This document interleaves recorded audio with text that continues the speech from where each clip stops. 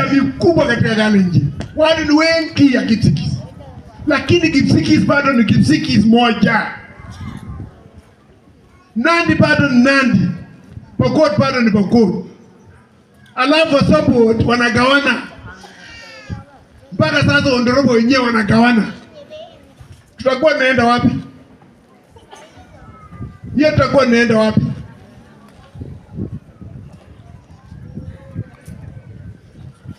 Sisi tu wote tunaishi kwa hii milima. Hatuku apply Mungu ya kwamba nisaliwa Mount Elgon. Nilisaliwa nikiona msitu ya Mount Elgon. Serikali umetupatia kati ya hiyo msitu mahali tunaishi. Msitu ile imebaki ni sisi wote kuchunga ndani ya hiyo msitu. Lakini wenzetu wengine wameweka mpaka kwa hiyo msitu. Ya kwamba waje sowing wasipita hapa. Jameni. Saa hizi tukiongea lugha yetu hakuna mtu atatafasiriwa ya kwamba usikie lugha. Lugha ni moja kabisa. Lakini hii mambo yagawa watu. Mimi naomba hivi bwana DCC Kopsiro. Hao professionals ambao wanachukua maneno ya propaganda na kuharibu jina ya jeshi la Kenya. Siku moja hao nao kuanga kwa mikutano kama hii. Sio kwanza kupata maneno Nairobi na wanaandika ni kama umeona. Imagine juzi Bungoma. Minister ya internal security Murkomen. Mtu anasimama kabisa amevaa tai na suti. Hata ana present watu na kusema ya kwamba DCI ni mtu ya mapendeleo. Na DCI ameshika mwizi na ng'ombe na amekula ng'ombe ya mtu. Kesi iko kotini. Alafu mtu anasema ya kwamba ananyanyaswa. Hiyo ni nini? Kwani hao vijana walikuwa wamefunga kwa nyumba ya DCI? DCI inaopeleka kotini mahali inatakana. Kwa hivyo nataka tuombe hivi. Wacha tuwe jamii ya kufuata sheria. Na kama mtu amevunja sheria, akabiliane na sheria. Jambo lingine ni kwa nini? MP. Baba.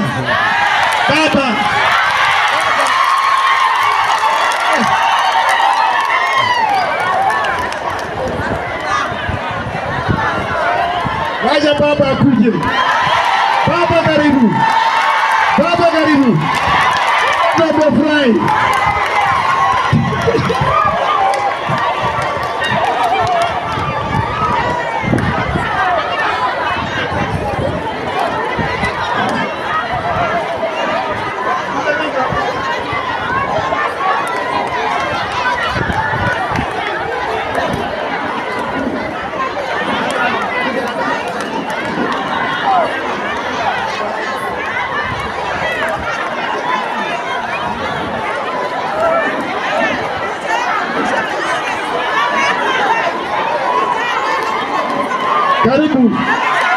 Karibu mheshimiwa. Karibu mheshimiwa.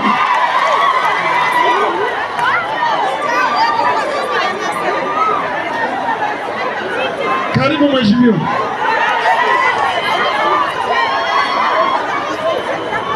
Nani?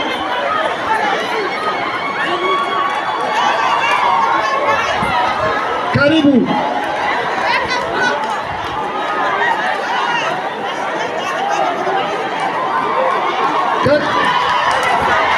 Karibu mheshimiwa. Karibu.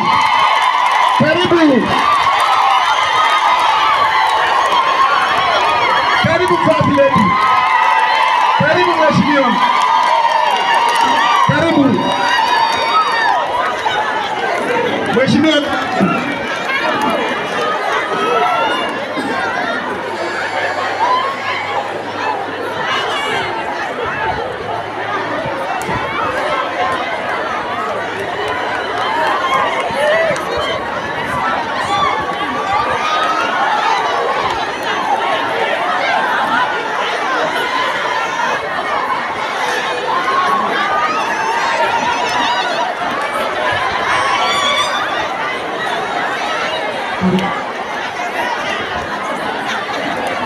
Karibu mheshimiwa.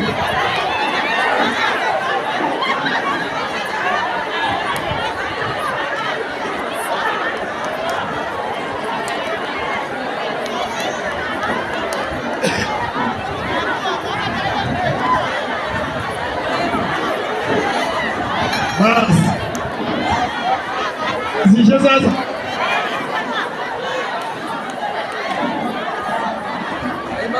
Zisha sasa. Baba amekuja. Kidogo.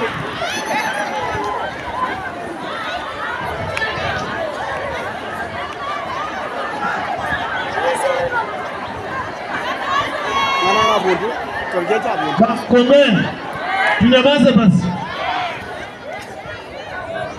Tunyamaze tumalize mkutano sije? Mtafurahi baba. So nilikuwa naendelea kusema hivi.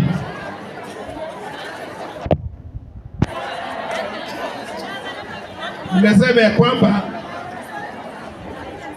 tumeishi na watu ya Masopo muda mrefu kwa amani, ambapo hatukuwa na shida yote. Tumeona, tumeusania mashamba na tumeishi kwa amani.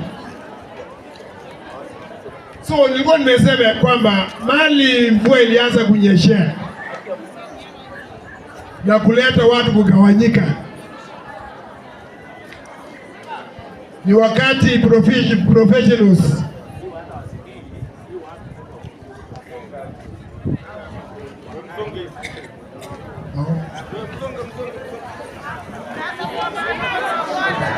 basi pisonga mpaka hapa hivi.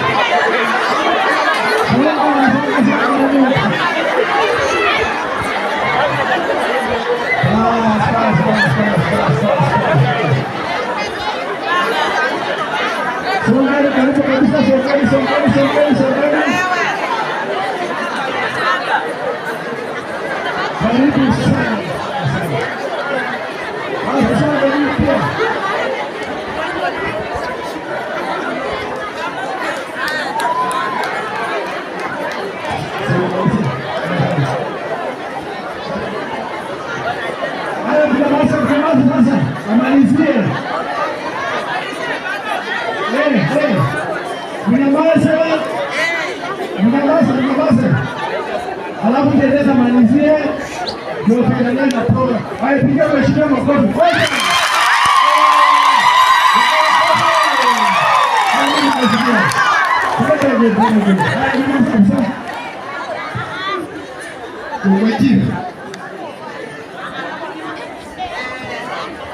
Nilikuwa nimeongea na niko na maliza.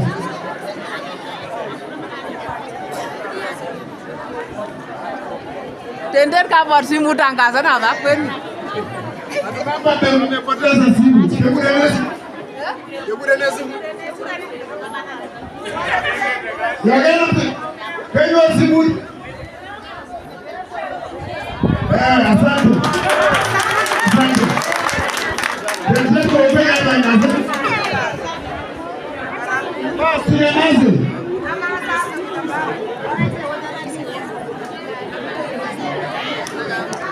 Basi nyamaze.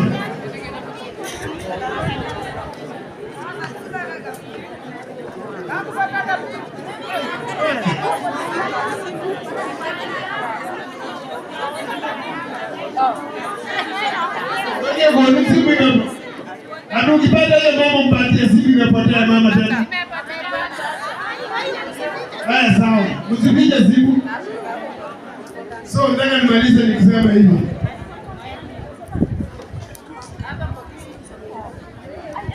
Sisi na watu wa Masopo kitu moja. Hatuna utofauti yote. Na Masopo amemaliza maneno yote. Lakini naongeza mambo machache.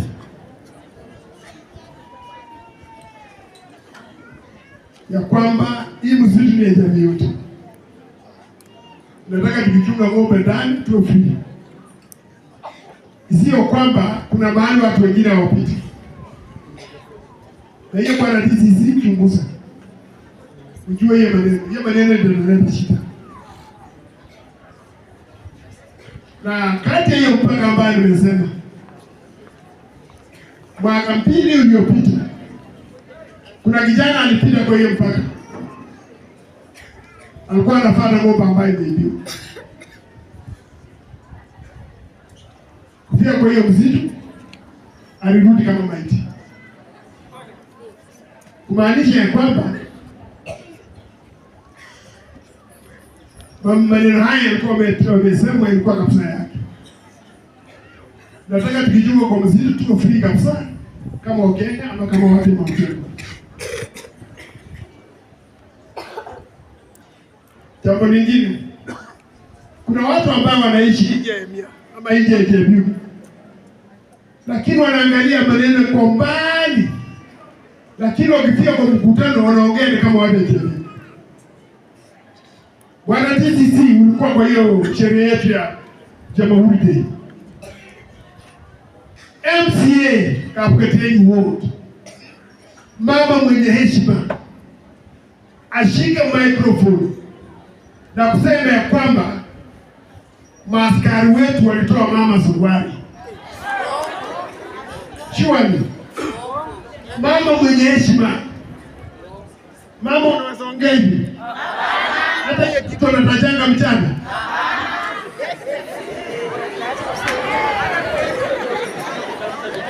Hata kidogo tu, hata kama kuna makosa imefanyika,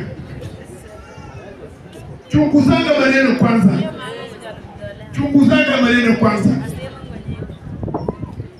Nilikuwa nimesema ya kwamba waziri wetu wa usalama alikuja Bungoma hapa.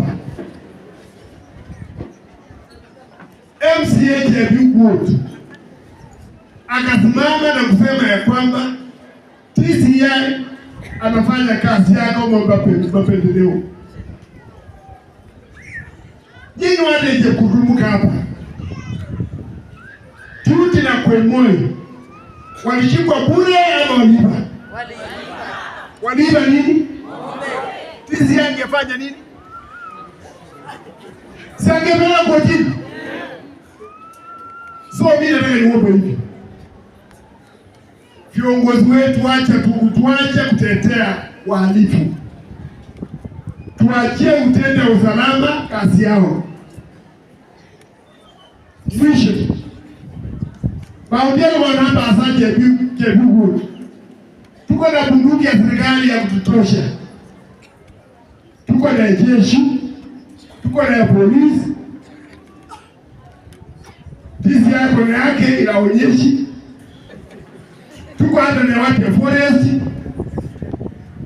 Kwa hivyo kama una bunduki ingine ambayo unapigana, ya shauri yako. Wakikufuata usiseme nimefanya nimeonewa. Toa hiyo bunduki haramu tena, na tuishi kwa usalama.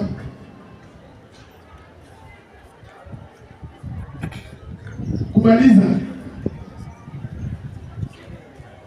sisi watu ya Sokoro wacha tuishi kwa usalama na tupendane. Mwisho ni kwamba wana executive team, some now professionals ambao wanaandikanga taarifa ya uongo na wakiwa mbali hawezi kuja kwa ground. Mimi hata mimi nafikiri watakuwa hapa leo ili watupitishe mambo ile wanafanya. Hatuwezi watu ambao wako mbali wanatuletea mambo ya sisi kukawanyika na wanakula maandasi yao na mabibi zao. Hii hatakubali. Amani ambayo tulipanda tangu mwingine haribu. Tuifanye amani hiyo na tufanye kazi na security ambayo tuko na wao. Kwa hiyo machache, Mungu awabariki. Asante sana Bwana President. Imefika sasa wakati ya kumwalika mgeni wetu Bwana. Karibu sana. Wacha tuwapigie makofi wale wote wameongea. Asante.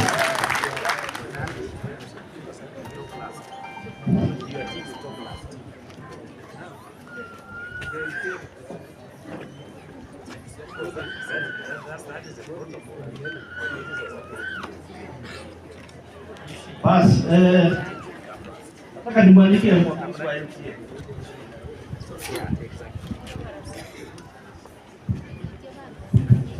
Asante kwa nafasi hiyo, pamoja na wananchi. Nataka nishukuru kwa hii mkutano ya siku ya leo, maana hata sisi wanasiasa kama hakuna amani hakuna vile tunafanya kazi. Jambo la kwanza, ACC, jambo ambalo huwa inachangia usalama kuharibika mahali hapa ni mambo ya mashamba. So tunataka wakati tunafanya mambo ya kununuana ama kuhusiana, tufanye kwa makini, hasa ofisi ya chiefs tuweke sheria. Wakati mtu ameuza shamba akubaliane ameuza shamba.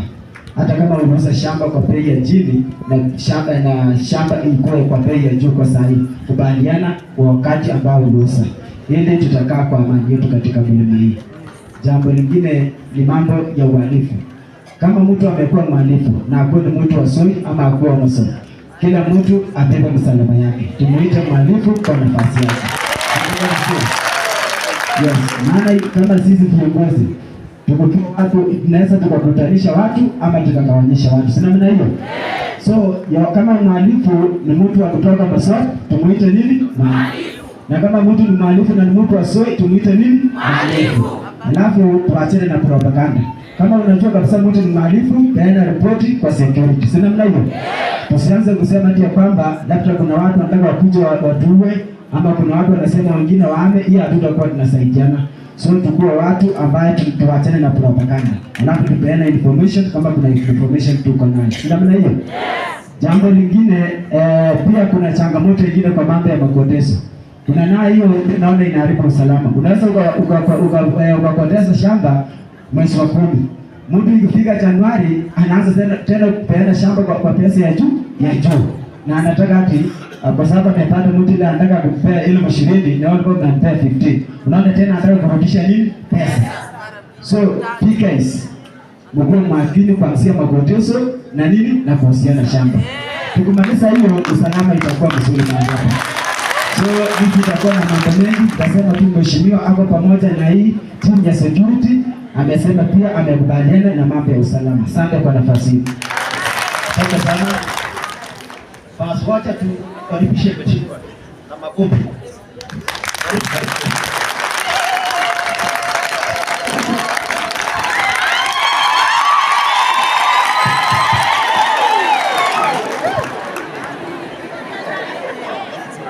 Haya. Hii kitu iko namna gani? Songa huko mbele. Halo. Habari ya watu mpya. Muko wasima? Muko na furaha? Mnafurahi mkutano? Kabla mimi sijasema yangu, na siku ya leo nitasema kwa muda mrefu, kwa sababu tuko na security hapa na tuko na DC hapa. Ile maneno tutasema hapa, na mimi naongea kama mjumbe wenu, na hakuna kitu hata kimoja nitaficha. Na kwanza ningewashukuru vile mmejitokeza kwa wingi zaidi. Wale wako hapa najua sio chini ya watu 3,000. Kwa sababu mimi wakati nakuja watu wengi wako wanakuja, hata wale wamesimama huko nje.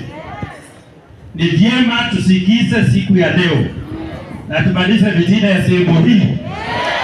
Sio kweli? So kabla sijaongea, najua mama na rafiki wa mama hapa. Ngoja mama akuja wasalimie. Karibu.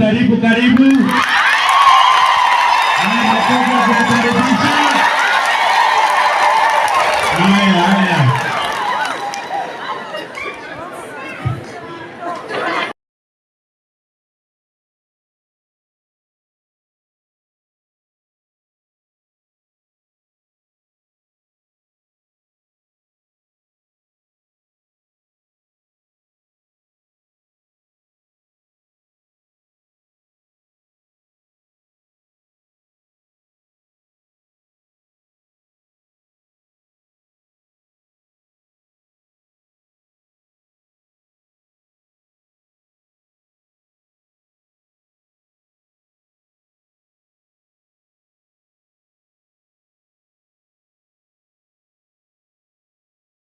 Hii mkutano umefanya Emia, tena fanya Chebiu Center mkutano. Kwa lazima watu wa Bosop na watu wa Emia tukue kitu kimoja. Kijana wa MC amesema vizuri. Kuna wale watu waliuza mashamba zao bei ya chini. Saa hii imekuwa juu. Si vizuri tena ukuje urudi useme si watoto wangu hawakufanya. So turudie. Hiyo mambo tuache. Ama ni aje? Ya pili, Mheshimiwa Kapodi. Umesikia mkubwa mmoja anasema umewatilia barabara hizi. So ni vizuri useme wewe ndio umekuwa ukitengeneza hizi barabara. Ama ni aje? Najua hapa tuko na MCA. Kuna barabara za MCA. Kuna barabara za Mheshimiwa Kapodi. Lakini zote za hii side ya Emia ni kama MCA hakuani, Mheshimiwa akachukua. So wacha ikiwa ni MCA fanya kazi yako. Ikiwa ni Kapodi fanya kazi yako. Ya mwisho tunaenda sikukuu. Wacha sikukuu tu celebrate na Mwenyezi Mungu na tutulie na tufanye mambo ya Mwenyezi Mungu yanataka. Hao watu wangekuwa nyumbani, lakini hawezi enda nyumbani kwa siasa ikianza inaanza na kitu kidogo.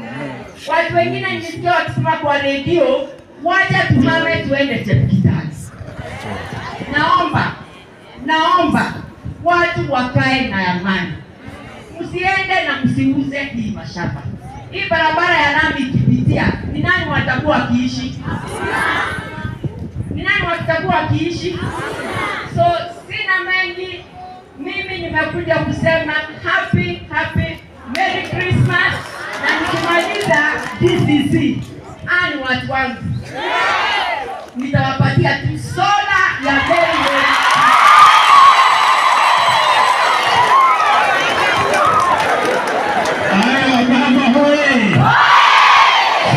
Sauti ya mama mwenzenu amefurahia. Haya, tulia nisikize niongee kama mjumbe wenu. Kunyamaza kabisa. Hata nikiongea sitaki makofi kwa sababu makofi itaharibu rhythm ya kuongea. Na tutapoteza wakati. Ya kwanza nataka kusema hivi. Nyinyi kama watu wa sehemu hii mnasikia? Basi tunyamaze. Watu wa sehemu hii bwana DCC pamoja na kamati yake ya usalama, kama kuna watu wameumia zaidi ni watu wa sehemu hii. Kama kuna watu wanajua mambo ya fujo, madhara ya fujo, ni watu wa sehemu hii. Ukweli ama sio ukweli? Na hawa watu mimi nikiwa mjumbe yao, na kama mimi nitaendelea kuwa mjumbe wenu, hakuna siku hata moja nitaruhusu watu wachochezi watoke nje wafuruga amani katika sehemu hii. Nimesema sitaki makofi kutumia. Serikali yetu tukufu ikiongozwa na William Ruto, mjukuu wetu wa hapa. William Ruto kama rais wetu ana mipango mazuri kwa sisi watu wa Mount Elgon. Ana mipango mazuri kwa sisi watu wa sehemu hii ya Chebiu. Mahali tumesimama hapa kwa TTI, wiki 2 iliyopita mimi nilikuwa hapa na contractor na tulikuwa na ACC. Tulikuwa na handover site hapa ya kujenga hostels ya kutosha wanafunzi 350. Hiyo ni maendeleo ama sio maendeleo?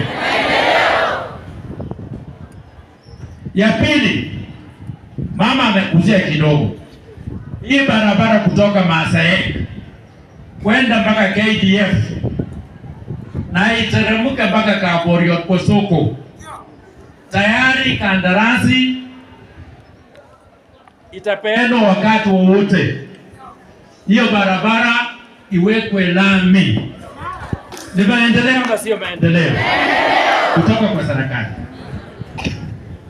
Barabara kutoka Land B kwenda mpaka Chebiu iteremka mpaka Cheptononi. Hii Januari contractor atakuwa kwa site weka maram ya barabara sawa sawa. Hiyo ni maendeleo ama sio maendeleo? Maendeleo. Vile mama ameguzia hapa, kwa barabara mingi sehemu hii, na MC angekuwa hapa, mimi singekawia kusema MC amekuwa mzembe zaidi. Barabara ya sehemu hii kutoka Saharia, hii kutoka KDF kwenda mpaka Saharia, mimi kwa pesa ya national government niko naenda kuweka barabara nini Mara. Barabara kutoka Kapchep kwenda Rwanda, mimi kwa pesa ya national government tuko naenda kuweka nini Mara. Barabara kutoka junction hapo kwenda Korongo tu mpaka Korongo, kwa pesa ya national government tuko naenda kuweka Mara. Barabara ya kwenda mpaka Chogo kwa soko hapo chini tuko naenda kuweka nini Mara. Hapo Kipsigoni haingekuwa mambo ya Christmas, contractor rais alitupatia pesa ya kujenga soko Kipsigoni market. Nataka kuuliza hiyo ni maendeleo ama si maendeleo? Serikali yetu pia mambo ya kudigazeti sehemu hii ya phase 3 na phase 2 tayari iko wapi? Iko bunge. Wafanye degazetment, watu wapata title deeds. Hiyo ni maendeleo ama sio maendeleo? Serikali yetu pia katika sehemu ya Kaporiot, kuna wakati tulikuja na CEO wa Lake Victoria North, wale walikuwa huko watashuhudia. Serikali iko naenda kujenga damu ya zaidi ya bilioni 20 yenye itakuwa mita 172 kwenda juu na itakuwa inasalisha umeme. Hiyo ni maendeleo ama sio maendeleo? Maendeleo. So mimi nataka kuambia nyinyi na kamati ya usalama wako hapa, ile porojo imeanza kusalishwa. Mimi nilikuwa mchezo kule Uganda, nilikuwa nimeenda mchezo ya wabunge East Africa kule Uganda. Nikiwa huko mimi naambiwa ya kwamba watu wamefanya maandamano katika area ya Banantega. Watu wa media wameletwa na wanasema ya kwamba mjumbe Kapondi ameshirikiana na wanajeshi na ameshirikiana na askari ya polisi na ameshirikiana na wahuni. Ati mheshimiwa ana mpango pamoja na wahuni, pamoja na wanajeshi, pamoja na polisi ya kwamba wahamishe watu wote wa masoko kutoka sehemu hii, na kiongozi mmoja mwenye anatumika kwa njia mbaya, na bahati mzuri yuko hapa, ni Lalamba. Lalamba amekaa hapa, ametoroka tena. Huyo Lalamba, nataka niwaambie, halo, Lalamba akasema yeye akiwa kama msemaji na ni mtu anatumika kama msemaji, Lalamba akasema ya kwamba jamii ya Masop ati kwa sababu wamehangaishwa na security na wanajeshi na wahuni wakiongozwa na Mheshimiwa Kaponi, akasema watu wa Masop wahame waende Chepkitale. Mwingine akasema ya kwamba wakati walikawa phase 3 walikuwa 50-50, lakini kwa sababu ya watu ya Soi wakiwa na njama ya kuhamisha watu ya Masop, watu wa Masop wamenyang'anywa mashamba mpaka wamebaki nyumba 50 peke yake katika siku.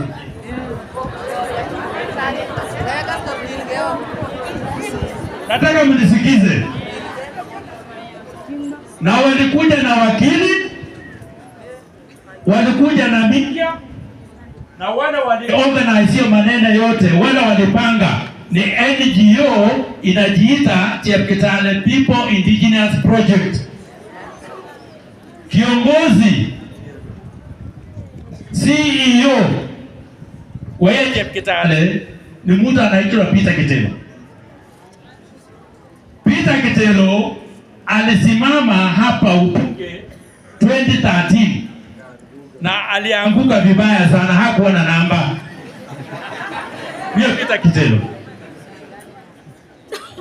Na Peter Kitelo alitoa taarifa mrefu akiandika kwa ofisi za serikali. Ana barua moja ikaja kwa ofisi kwa kamati yangu kule bungeni, kwa kamati ya usalama kule bungeni, na aliandika barua peji 10 akieleza vile Mheshimiwa Kaponi pamoja na wanajeshi pamoja na polisi DCI wakiwa ndani, ati vile sisi tunafanya njama kila wakati kung'oa watu wa Masop kwa mashamba yao. Wakasema mambo ya mauaji yenye tumetekeleza na tumefunika. Kuna kijana aliwawa pale siku moja jioni usiku, hata asubuhi ilipatikana kichwa, hata unga ilikuwa imekula. Si ukweli? Sasa wanasema wahusika ni wale wana njama ya kuhamisha watu wa Masop kutoka kwa mashamba.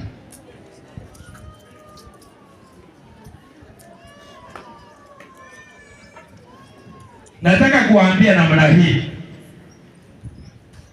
na nataka kumwambia DCC na kamati ya security, msipoweka mguu chini, wale wahuni wanataka kufuruga amani katika sehemu hii, ni that NGO yenye inajiita Chepkitale People Indigenous Project. Kama serikali hiyo NGO iwe registered kama jana, kwa sababu hiyo ndio inapanga mambo yote ya uchafu katika sehemu hii. Nataka kuuliza nyinyi wananchi, yale yote nimesema hapa ya kwamba nyinyi mnafanya na mimi na wanajeshi na polisi, ni ya uongo ama ukweli? Ni ya uongo ama ukweli? Nataka kuambia namna hii, Peter Kitelo Kano retire si moto, ndugu yake ni MCA, na directors wote wa NGO DCC, kama nyinyi hamutachukua hatua ya dharura ya kusema ni watu andika statement kwa kutoa taarifa ya uongo, au watu watahangaisha sehemu hii na wataleta vita katika sehemu hii.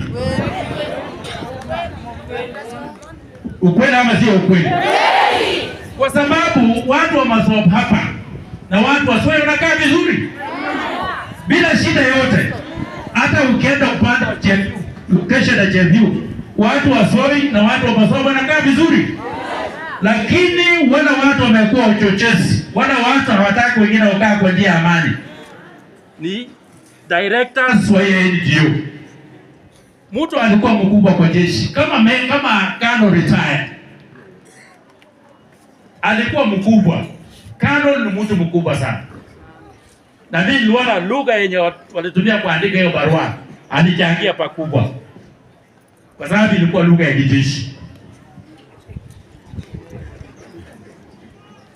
Hiyo ni ukweli ya mambo.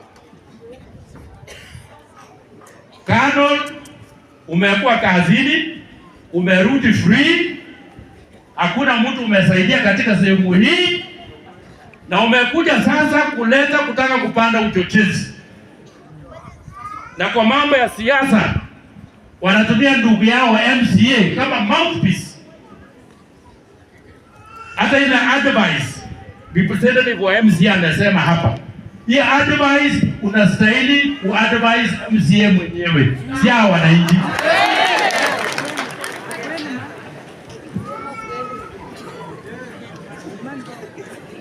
Mawinyoto, nataka kuambia nyinyi hivi, wale wahalifu Kwemoi, mimi siogopi kusema Kwemoi ni mhalifu. Na ni mhalifu namba moja. Duty siogopi kusema ni mhalifu namba moja. Sijui kama nyinyi mnajua hili. Kuna kitu pengine hamjui. Mimi kama kiongozi najua. Kwemoi, mama msasi ya kuzaa Kwemoi na mama msasi ya kuzaa Peter Kitelo ni tumbo moja. Ni tumbo moja. Mama ya kuzaa Kwemoi ni huyu, mama ya kuzaa Kitelo ni kama huyu. Wanafuatana. Sasa huyu ni ndugu moja, first cousin anatetea ndugu yake mhalifu. Alafu wako wanaleta jamii ndani ya kwamba jamii sasa ya Masoko. Kwemoi sio jamii ya Masoko. Kama Kwemoi ni mhalifu, abebe msalaba yake. Yes. Na DCIO ufanya kazi yako bila kuokopa because you are a professional. Yes. Kwa kazi yako. Hata mimi nikikosa, I'm not above the law. If anybody akikosa, hakuna mtu above the law. So Kwemoi kama mhalifu is not above the law. Ako na kesi tayari inaendelea kupresidisia ya wizi ya mifuko pamoja na nane na titi. Na sio mara ya kwanza kushikwa. Wale watu walishikia hao bond kule Sirisia ni NGO wote walienda kutetea mhalifu. Na wakati walimtoa huyo mhalifu walimpeleka mpaka Chepkitani. Yale waliongea huko mimi najua.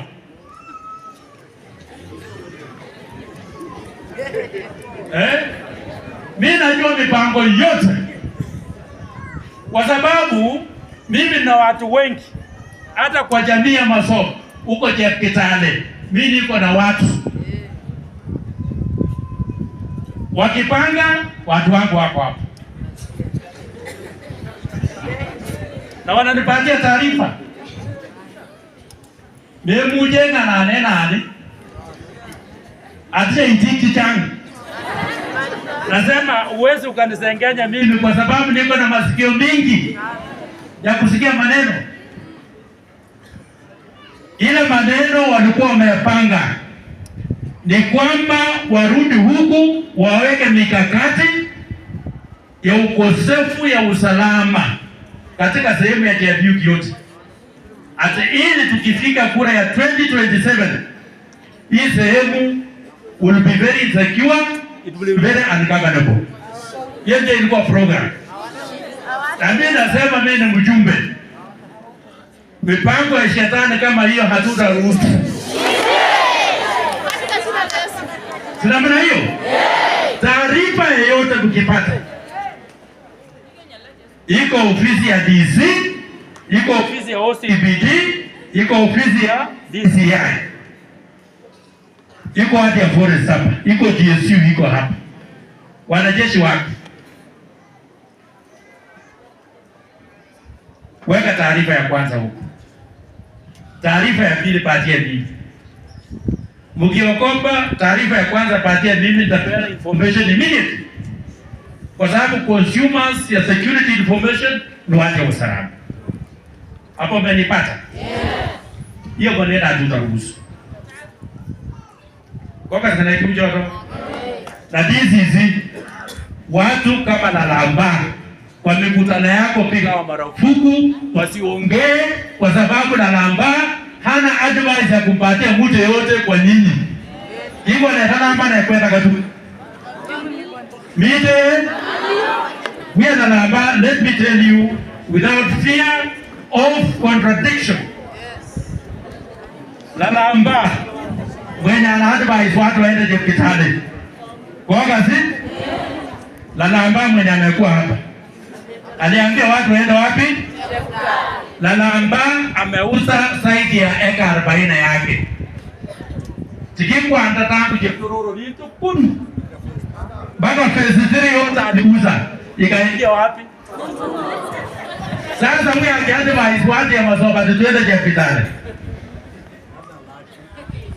Kwanza ana mtoto amefunza.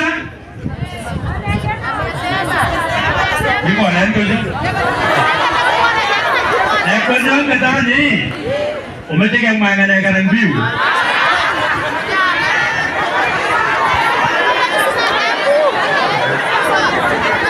Angkadana na kijana. Amai.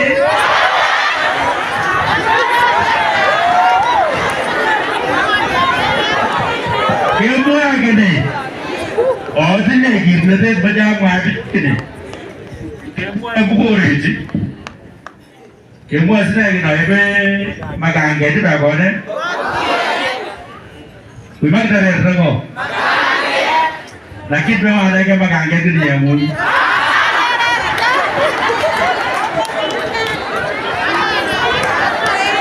Apa lagi pak? Kau ada sih?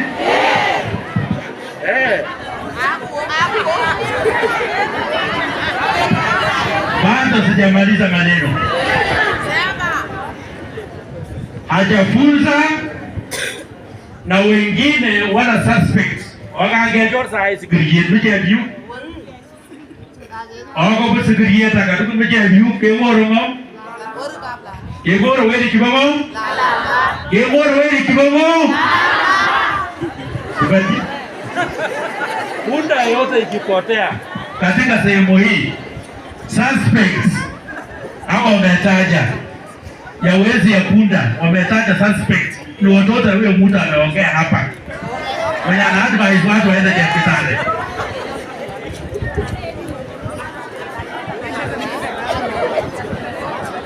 Halo, nataka pia kusema hivi nikimaliza. Wakati nataka niseme hivi nikimaliza. Wanajeshi wetu kule KDF,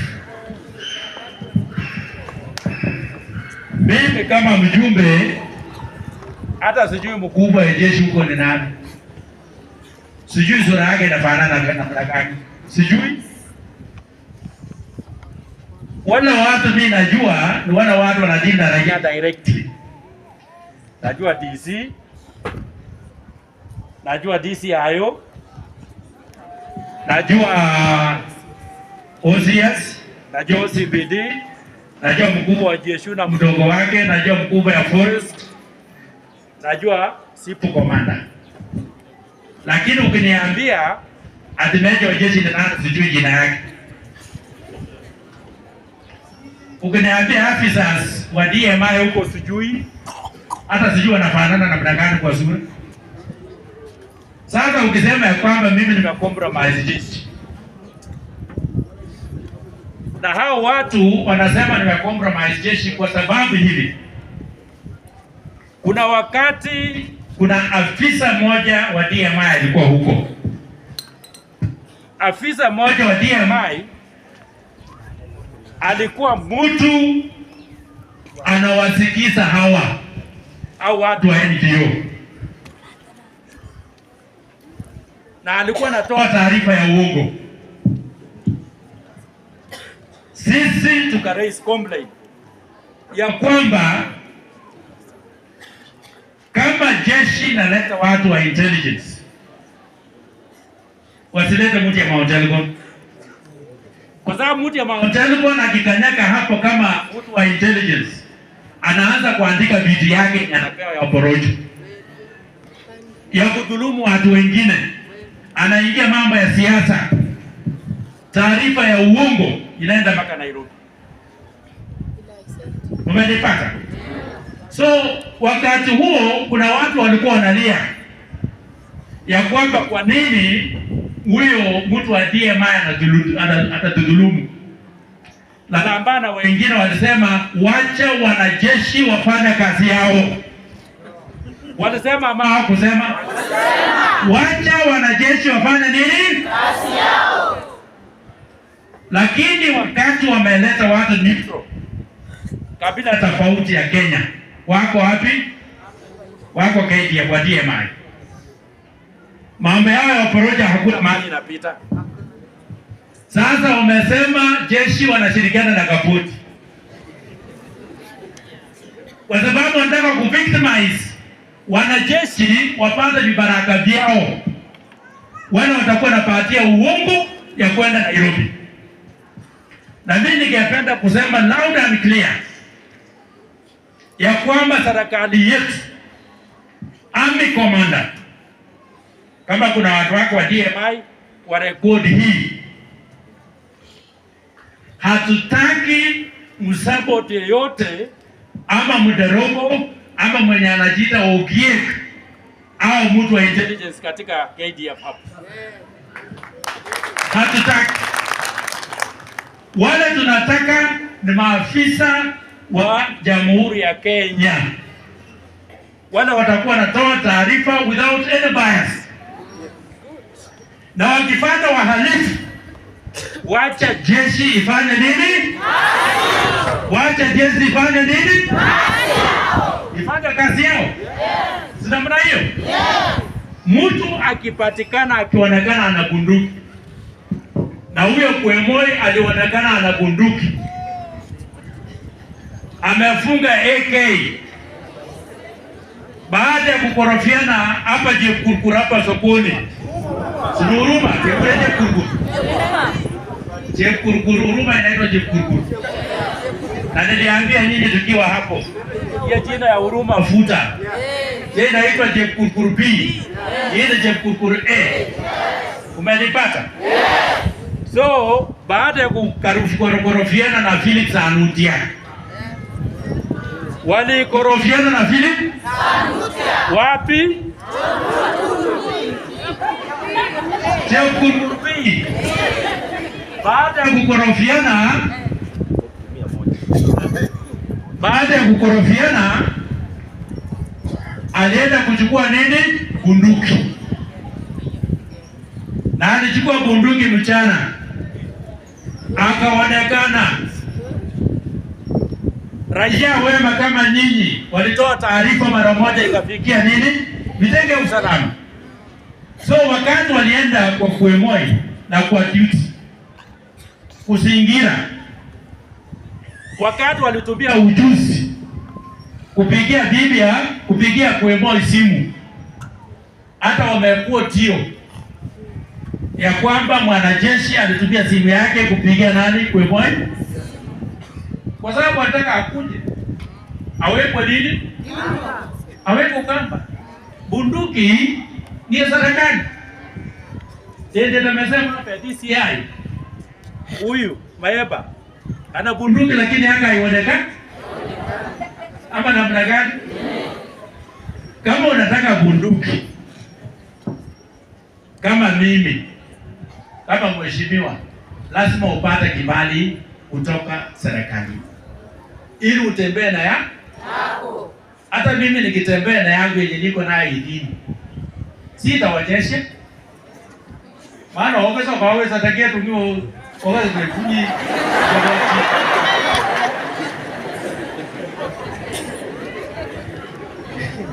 Mungu joto.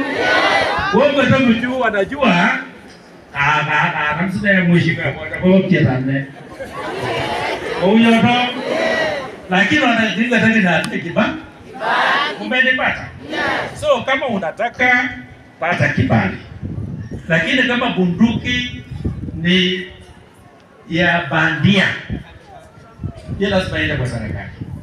Na mimi nataka kupenda kwa advice vijana wetu. Na nimewaambia nyinyi mara mingi. Bunduki, uhalifu, matunda yake utaingia kwa mchanga. Nataka kupatia nyinyi mfano. 2017, 2008. Chema Kajari terrorize watu hapa. Sio kweli? Sisi tuliwita Chema Kajari kabisa. Hata watu hawako wanaongea kuhusu Chema Kajari. Na ndugu yake Ngeiwa na watu ya Zoi. Sio kweli? Sisi tuliwawinda na flying squad. Wakati waliona tumewakaribia, wakainua mkono wakasarenda. Lakini walikuwa wameua zaidi ya watu 32. More than 32 people. Sisi hatukuhurumia. Mhalifu ni mhalifu. Hakuna siku utakaribisha mhalifu kwa nyumba yako na kukaa kwa njia ya amani. Mwewe shaka penye. Yuje mageti yetu. Ni mwae ngishe shaka mjiti. Kemo aliye shaka mjiti. Lazima ikure mgurka. Hapa namna gani? Kwa hiyo wako nduguiso magamani. Unaweza kuwa chakula. Hapa namna gani? So mambo ya uhalifu tafadhali hiyo tunakemea. Tuheshimu vitengo ya security yetu. Mimi have no interest. Interest yangu kubwa ni nyinyi kupata usalama. Mfanye ukulima, mfanye biashara, kufunza watoto wetu. Hii TTI nataka ijae na watoto. Sina maana hiyo. Na ikifika ipita hapa basi. Tunataka nini tena? Sio kujijenga. So hii porojo DCC. And it is not the first time, mara ya kwanza. Wakati ule mwingine tulikutana wapi? Kupsigoni. Na tulikutana Kupsigoni kwa sababu the same people waliandika tena taarifa ya uongo kwenda Nairobi ya kwamba kuna kikundi haramu inaitwa Lelbange. Na hii kikundi haramu ya Lelbange walisema atakufadhili ya Lelbange nilitajwa, walisema ni Kapondi, admin patron. Na bibi yangu ni finance ya Lelbange.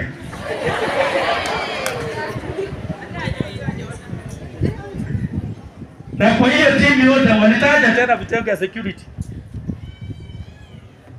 Hiyo barua ilienda mpaka Nairobi.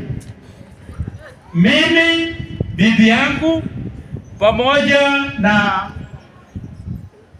wale watu wako close na mimi 35 walienda wakaandikisha taarifa kwa sisi hayo Bungoma. Waandikisha taarifa. County Commissioner akakuja mkutano wapi? Mzigo. Maneno Nairobi inaonekana Lelbange imepanda mizizi. Mount Elgon nataka kulepu. County Commissioner alikuja akauliza watu waongee. Haoni mambo ya ukosefu wa usalama. Hata alishangaa. Ajenda ikawa tofauti, hakuna mtu ataje Lelbange. So hao watu wamebuni mambo ya Lelbange. Hawakutosheka. Saa hii wanabuni mambo ya kuhamisha watu wa Dorobo. Kesho watabuni uongo mwingine. So that is why nikimalizia DCC pamoja na kamati yako who are very firm with the criminals.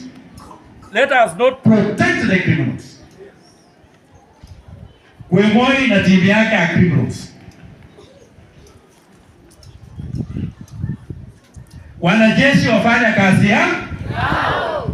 Na serikali isilete hata siku moja msabot katika sehemu ya jeshi hapa. That is my position kama mjumbe, na mimi nitaendelea kusimama na nyinyi. Wana wahalifu wote tuta flash out. Serikali iko hapa. Namna hiyo. Alafu ya mwisho, mvua mwezi wa 4 ikianza, wachani gati mpande miti. Pandeni miti ili msiende msituni, mambo ya kuni, alafu tupitane na umoto hapa. Mbona ya maneno? Hata kupitana, nataka tupande miti kile vile inakuwa haraka. Hapo tumesikizana? Ya tufanya namna hiyo. Mambo ingine kuachia mimi. So sitaki kusema kupita hapo. Mwenyezi Mungu awabariki. So baada ya kila kitu vile mama ameongea hapa kidogo, wageni DCC na kamati yake wakimaliza maongeo, tutabaki vile tu. Namna hiyo. Tutabaki vile tuko namna hiyo.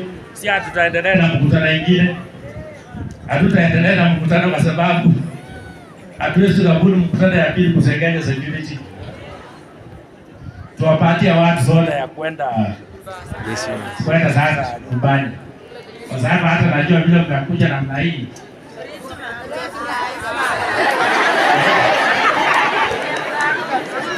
Namna hiyo.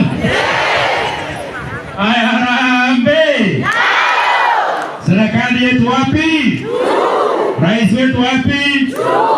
Nasema rais, nasema tuta. Rais ni wapi? Tuta.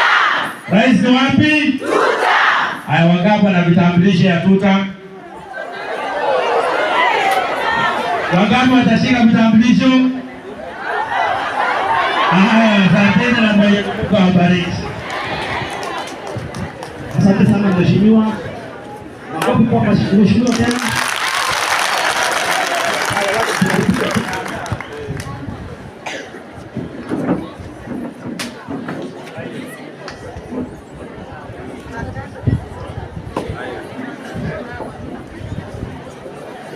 Basi mjumbe wetu na kamati yangu, head of departments, wananchi wote wa Elia location, hamjambo? Nafikiri mheshimiwa amenifanyia kazi rahisi. Hebu tumpigie mheshimiwa. Mheshimiwa pamoja na viongozi ambao mmeweza kuongea hapa, hakika kusema kweli tumemaliza hii kesi, na mimi yangu yatakuwa machache sana kwa sababu muda wetu umeenda. Kwa wale ambao wanijui, mimi naitwa Langa Kadilo, Deputy County Commissioner Kopsiro, na tunafanya vizuri, na tukikuja hapa tunaongea maneno yetu, tunasikilizana, si ndio? Yes. Kwa hivyo nafikiri yangu ni machache sana. Hii timu ambayo nimekuja nayo hapa, nitawapatia dakika mbili watazungumza. Kuna mtu wa forest hapa, kuna DCIO, kuna OCPD, kuna AP Commander, kuna JSU, na watawasalimia kwa sababu hawa, kusema ukweli, vile tunavyoshirikiana nao ndio wamehakikisha kwamba amani inaendelea kudumu katika eneo hili la Mlima Elgon, si ndio? Yes. Basi kwa muda usio mrefu nitawaita na watakuja kuwasalimia. Langu la kwanza ni amani. Hivi majuzi nilikuwa niko nyumbani, nimepewa off, lakini nikaharakishwa nikuje kwa sababu nimeambiwa sub county yangu Kopsiro kunaenda kuharibika. County Commissioner akaniita kwa ofisi yake na akaweza kunionyesha barua ndefu sana, na nilipoiangalia nikashangaa. Lakini kusema ukweli, nilipokuja kwa ground mwenyewe nikahakikisha kwamba kuna usalama wa kutosha. Ama jamii huku mnataka kupigana? Hamwezi kupigana, kwa sababu mimi kwa miaka 2 na robo hivi nimekuwa na nyinyi. Nimejua ya kwamba nyinyi ni watu wazuri, watu wa kupenda amani, na yale yaliyotendeka hiyo miaka ya nyuma mumezika katika kaburi la sahau, si ndio? Na wakati Lalamba anaongea hapa akiwa amekasirika kidogo, wamama mmekuwa mstari wa mbele kuhakikisha kwamba anasamehe mwenzake. Nilikuwa tunasikiza na angalia. Tuwapigie mama makofi. Kwa hivyo tunazungumza kuhusu amani, na ninataka sana ya kwamba hiyo amani katika mlima Elgon iwe itaendelea. Tumepata ripoti ya kwamba kuna baadhi ya wenzetu wameenda Trans Nzoia kule kuvamia msitu, na ni watu wetu huku tu mlimani. Kwa hivyo kama uko hapa, kama utapata hii taarifa, tafadhali, hakuna shamba lolote ambalo liko wazi, na hasa la msituni kule Trans Nzoia, ambalo serikali imepeana ya kwamba wananchi wapewe. Na kama mmedanganywa na mtu yote, tafadhali, huo ni uongo. Na kama umeenda huko, tafadhali rudi nyumbani na uweze kutosheka na ile sehemu ambayo uko nayo. Sawa sawa? Kwa hivyo watu wetu hata watoki Trans Nzoia, wametoka huku Chepiu, wameenda huko. Tafadhali, huko hakuna mashamba, hilo ni shamba la serikali, ni msitu, na ukishikwa basi tutakuchukulia hatua kama serikali. Mambo ya silaha haramu, tumekuja hapa na mjumbe wetu ametuhakikishia na kutuambia ya kwamba silaha haramu hairuhusiwi. Zile bunduki ambazo ziko tayari hapa mikononi mwa GSU, mikononi mwa KDF na polisi wetu zinatosha kuwalinda wote sisi hapa.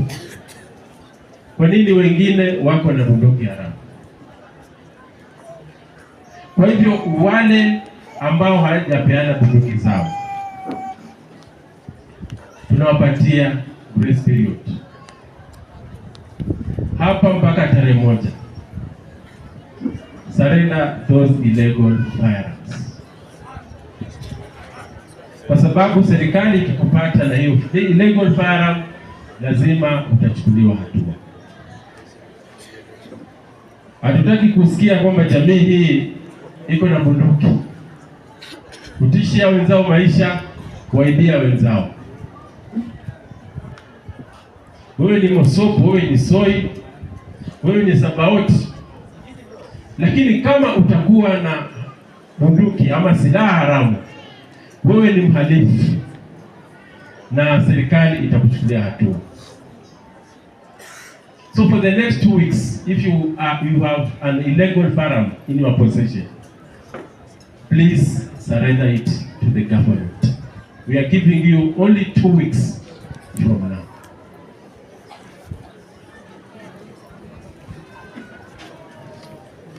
Mambo ya huu msitu,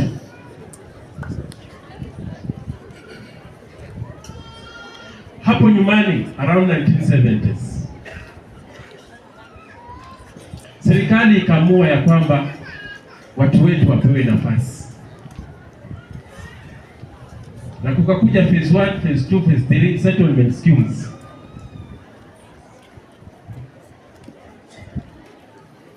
Na watu wakapewa mashamba, wengine wameuza, wengine sijui wamefanya nini. na hiyo sehemu ambayo ilipeanwa kwa wananchi ambayo tunasema ni Chepiuk phase 1, 2 and 3, hiyo ilitosha. Sijui kwa nini watu wengine tena bado wanataka hiyo msitu. Ile msitu ambayo imebaki, sisi wananchi wa Mount Elgon tushirikiane na serikali to make sure kwamba we are conserving, tunatunza huu msitu sawa sawa. Ndio maana kuna CFAs hapa, Community Forest Associations. Kuna forest officer ambaye ninaenda kumwita akaweze kuongea kuhusu mambo ya msitu. Hakuna lazima ya kwamba ujilazimishe uende upewe shamba kwa msitu. Hapana. Kuna some graces unaweza ukalisha ng'ombe huko, ukafuga hii beekeeping na mambo madogo madogo which is allowed under the framework ya CFAs na forest regulations. Lakini fikira ya kwamba sijui muongezwe sehemu katika hiyo msitu haikubaliki. Bwana Moto, karibu dakika mbili zungumzie kuhusu mambo ya msitu, alafu tunaendelea. Asante sana Bwana DCC. Mgeni wetu wa heshima Mheshimiwa Kapondi na my colleagues in work na wananchi kwa jumla, hamjambo? Hamjambo. Mimi naitwa David Omoto. Mimi ndio Forest Station Manager wa Cheptais, hii msitu yenu ya Cheptais Forest. Ningelitaka tuelewe kwamba kuna sheria, na hii sheria haikuanza sasa. Hii sheria ilianza tangu enzi ya Biblia. Si hata Adamu alipewa shamba huko juu na akaambiwa achunge hiyo msitu. Ikakuja namna hiyo na ikawa kwamba kuko na kitu inaitwa Constitution. Katiba yetu ya Kenya inasema kwamba kipengele cha 69 Article 69 kipengele hicho cha 69 kinasema lazima wewe kama Mkenya ujukumike uhakikishe kwamba kwa shamba yako uko na 10% ya miti. Hiyo ni katiba yetu ambaye ni sheria inatuchunga sisi kama Wakenya wote. Alafu hiyo katiba imeweka kitengo kinaitwa Kenya Forest Service. Na hii Kenya Forest Service imepewa jukumu ya kuchunga misitu yote ya serikali. Na itachunga hii misitu ya serikali kwa njia gani? Itachunga ikishirikiana na wananchi wale wanaishi kando kando ya hiyo msitu. Lakini hatutashirikiana tukiwa wote kama sokoni namna hii. Lazima nyinyi kama wananchi wanaishi kando kando ya hiyo misitu mjipange kwa vikundi ambaye itakuwa vikundi tofauti ile imepewa kwa sheria ya misitu Iko kikundi kama ya grazing, yani wafugaji. Iko kikundi kama ya beekeeping, wale wanaweka nyuki. Iko kikundi kama ya ecotourism development, tufanye utalii huko. Iko kikundi ya fanya tree seedlings na planting. Hiyo vikundi vyote inatakikana mkijiunga namna hiyo yote mkuje kwa nyumba moja, inaitwa Community Forest Association. Sheria hiyo ya misitu inatuambia tujipange namna hiyo. Kwa hivyo lazima wewe ni mwanachama wa CFA, Community Forest Association, ndio uweze kuja kuhusiana na serikali kupitia kwa Kenya Forest Service. Hii Kenya Forest Service itafanya mkataba na nyinyi kupitia kwa plan, kitu inaitwa Participatory Forest Management Plan. Hiyo plan iko njiani, ilitengenezwa ya 2013 mpaka 2018, ikachelewa, haikutumika. Imeendelea namna hiyo mpaka 2023, haijatumika. Sasa tumeifanyia review kama Kenya Forest Service, na kitu inabaki, inataka tufanyie kitu inaitwa validation. Wakati tutapata wafadhili wakuja kutusaidia kuweka nyinyi wakaaji wa misitu, CFA members, pamoja na sisi serikali kama Kenya Forest Service, tutakaa chini tupitie hiyo plan na tuambiane kama ni sawa ni sawa, tuipeane kwa wakubwa wetu ambaye ni Chief Conservator of Forest, aipitishe na tuanze kutumika naye jinsi ya kuchunga hiyo rasilimali iko ndani ya hiyo msitu. Kwa hivyo ni mzuri tuelewe kwamba lazima tuwe wanachama wa CFA. Hapa mambo nimeona ni mawili Kuna ufugaji wa ng'ombe ambaye ni sana, nyinyi ni wafugaji ya ng'ombe. Lakini sasa kufuga hii ng'ombe kwa hiyo msitu itabidi unajiregister kwanza kama member ya Community Forest Association. Hiyo Community Forest Association, wewe kama mwanachama ndio mumetengeneza katiba yake, constitution ya hiyo CFA. Alafu hiyo constitution ya CFA mumeweka chairman, mumeweka vice chairman, mumeweka secretary, mumeweka, si mnaelewa namna hiyo? Sasa hiyo wakubwa yote kuna vile wamesambaza hii powers yao huko mashinani kwa kila kijiji. Walitambua aina 10 ya groups zile zinatakikana zikweko. Nyinyi wenyewe ndio mlitambua. Na kwa kila kijiji iko wawakilishi 10 wa hizo vitu tofauti kama grazing, beekeeping, tree planting and all that. Kila kijiji, na ni vijiji 10 zenye zinazunguka all round. Ndio wale Madam Jacqueline ameonyesha hapa. Kama wewe unataka kuwa mwanachama wa CFA, pata hao wawakilishi wa kila kijiji. Hao wawakilishi walete hiyo stakabadhi, hiyo mambo yenu kwa CFA chairman ili mtambulike kama CFA members. Ndio wakati kama wakubwa wafadhili wanakuja wale wakusaidia sisi kupanda miti, itakuwa kwamba chairman huyo na wale wawakilishi wenu mlichagua, hawa ndio watatupatia, wale watatusaidia kupanda miti msitu. Sasa hautakuja tu mbio ufikiria ati kwamba umepewa kazi ya kupanda miti msituni. Lazima kwanza uwe umejiandikisha kama mwanachama wa CFA. Alafu hiyo grazing, kuna malipo inatakikana Kenya Forest Service inasema ufanye, na haulipi kwa mkono cash, unalipa kupitia kwa simu. Hiyo simu askari yetu watakuwa na hiyo mashini ambaye utaambiwa uweke pesa yako kwa simu na ufinye namba fulani, risiti itatoka ya kuonesha kwamba umelipia ng'ombe ambaye sasa itakuruhusu kuingia msituni kwa mwezi moja. Kila ng'ombe ni shilingi 116 ambaye unakatia kwa hiyo mashini, na utalisha hiyo ng'ombe moja kwa mwezi mzima. So kila mwezi utakuwa unalipia. Wakati tunakuja kufanya hiyo kazi, hatufanyi tukiwa kama Kenya Forest Service peke yetu. Tutafanya tukiwa na wale wawakilishi wenyu wa kila kijiji. Wale wawakilishi wenyu ni wale mlichagua ya Grazing User Group. Hawa wawakilishi ya Grazing User Group kama ni hapa Emia, wakati askari yetu anaokota hiyo revenue ya ng'ombe, anakuwa pamoja na huyo mwakilishi wenyu. So that sasa tunaenda tukiwa kama kitu kimoja. Tunaelewana? So kuanzia Januari, Mungu akijalia, tarehe 1 tutaanza kuleta hiyo kamashini hapa ili tuanze kulipia hiyo mifugo tunalisha hapa ndani ya msitu. Alafu ndio iweze kutusaidia kutambua ni ng'ombe ya nani inaingia msitu, na tutaweza kushirikiana kama security team, watu ya ASTU, tutaweza kuambiana record ile tuko naye ya ng'ombe ziko msituni ni za watu ambaye tunajua, lakini ng'ombe zile ambaye hatujui basi zitachukuliwa hatua. Si ni sawa sawa? Kwa hivyo mjipange, mjiandikishe kama Community Forest Association members. Sawa sawa? Asante sana bwana. Tumpigie makofi bwana. Kwa hivyo hiyo msitu tuchunge tafadhali Unasikia kwamba wengine wameingia msituni na wamejigawanyia msitu. Wananchi tu kwamba huu upande huu ni wetu na upande ule ni wa wale wengine. Tafadhali, hakuna kitu kama hicho. Huu msitu ni wa serikali.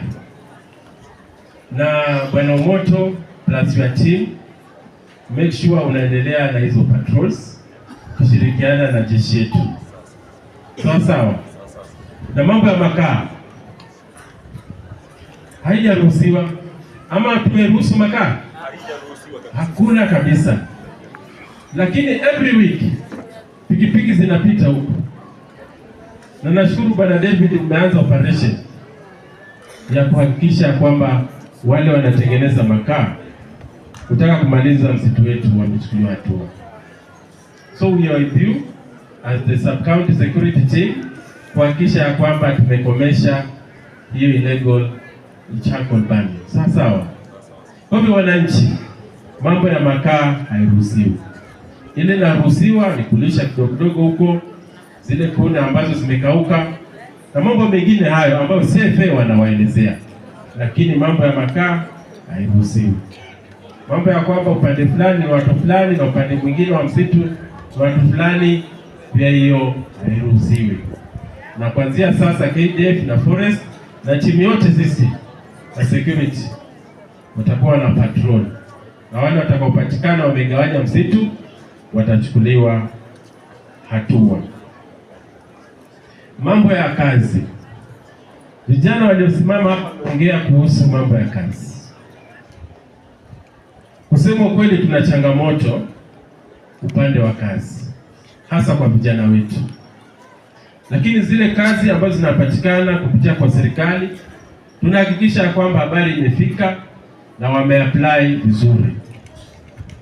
Kama ni kuandika jeshi, kama ni kuandika polisi, tunahakikisha kwamba all locations are represented. Hayo ni mambo ya kazi. Hata juzi tumeandika walimu. I want to believe ya kwamba sehemu hii pia imepata sehemu yake ya walimu. Lakini nataka kusema hivi kama DC wenu, wakati vijana na wananchi tunasema kwamba hakuna kazi, hii mlima yetu Kopsiro iko na potential nzuri sana, na tunashukuru Mungu kwa sababu mashamba yetu yako na rutuba, tena tuko na mvua ya kutosha. Hali ya kwamba wewe kijana unapongoja uandikwe kazi ya kuajiriwa, uchukue tu shamba yako hata kama ni kukodisha ekari moja na uingie katika ukulima, ndani ya mwaka mmoja au miwili umekuwa serious katika ukulima, aidha ni viazi ama ni vitunguu, wewe maisha yako kiuchumi inabadilika. Kwa hivyo vijana, tusiseme kwamba hakuna kazi, tuingie shambani na tufanye kazi, mazao yako. Sawa.